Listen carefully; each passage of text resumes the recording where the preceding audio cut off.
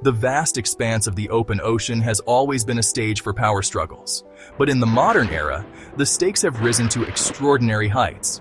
It's no longer just about controlling trade routes or defending territorial waters. Today, the ocean has become a battleground for advanced technology and geopolitical dominance, and at the center of this unfolding drama is a new player that has sent shockwaves through the world's navies: China's Fujian Type 003 aircraft carrier. This isn't just another addition to China's growing naval fleet. It's a massive leap forward, a bold declaration that China is no longer content to sit on the sidelines of naval supremacy. But what does this colossal warship mean for the balance of power?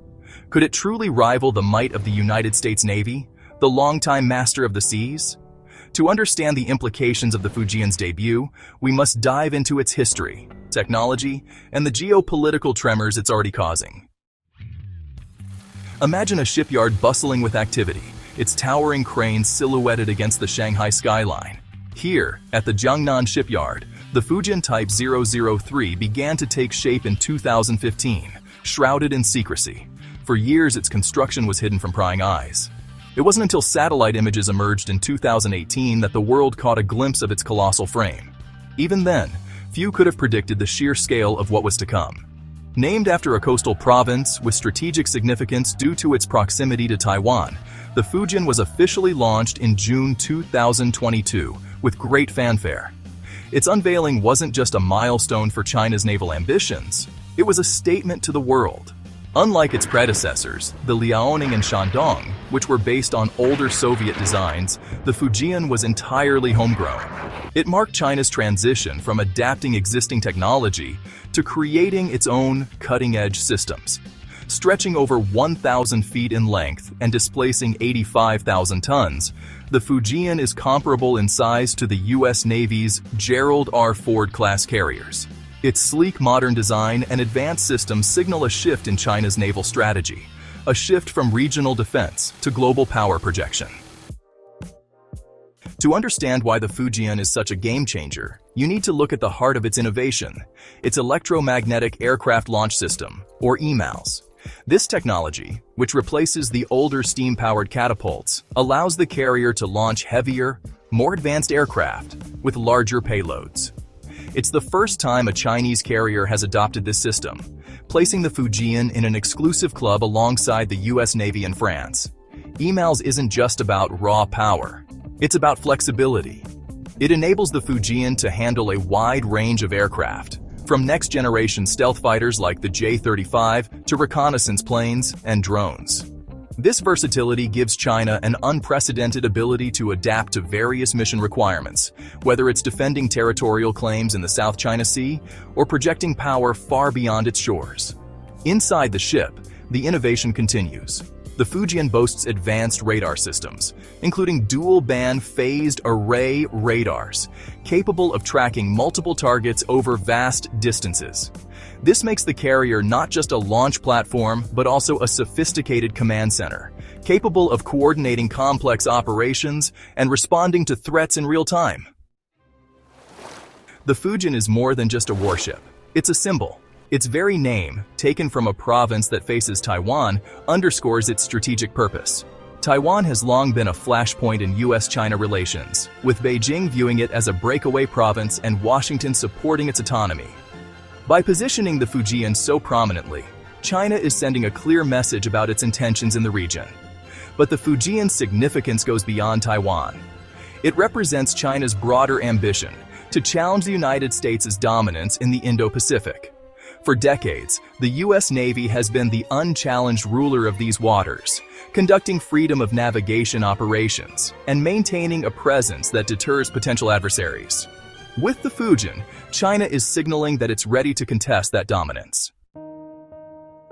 The inevitable comparison between the Fujian and the U.S. Navy's Gerald R. Ford-class carriers reveals much about the differing approaches of these two superpowers.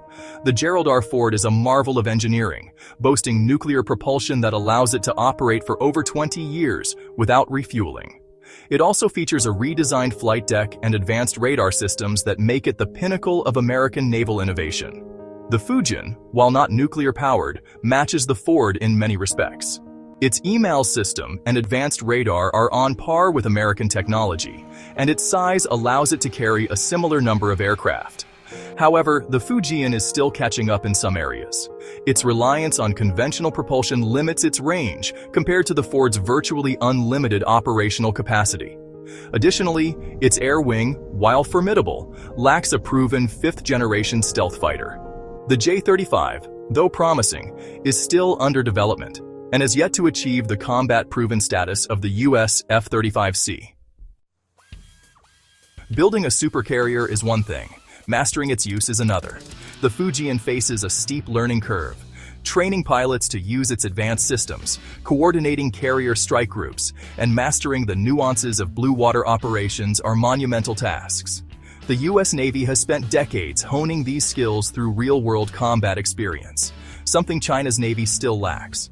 Moreover, the Fujian's untested status raises questions about its reliability in high-stakes scenarios. While it looks impressive on paper, its performance in actual conflict remains uncertain. And then there's the issue of logistics. Conventional propulsion means the Fujian will rely on a network of supply ships to stay operational during extended missions, a potential vulnerability in contested waters. The Fujian's launch has sent ripples across the global naval landscape. In the Indo-Pacific, where tensions are already high, it adds a new layer of complexity. Japan, for instance, is converting its Izumo-class destroyers into carriers capable of launching F-35B fighters. India is ramping up its naval capabilities with the domestically built INS Vikrant. Even Australia, traditionally a quieter player, is strengthening its naval ties through the AUKUS alliance. On a broader scale, the Fujian represents a shift in global power dynamics. It's a clear sign that China is no longer content to play second fiddle to the United States. While the U.S. Navy still holds a significant advantage in terms of numbers, technology, and experience, the Fujian shows that China is closing the gap. As the Fujian completes its sea trials and prepares for active service, the world is watching closely. Will it live up to its potential as a game changer, or will it face setbacks that delay its rise? One thing is certain, the Fujian has set the stage for a new era of competition on the high seas.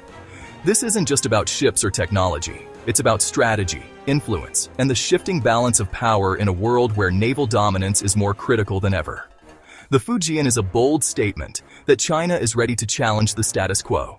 The question is, how will the rest of the world respond? What do you think?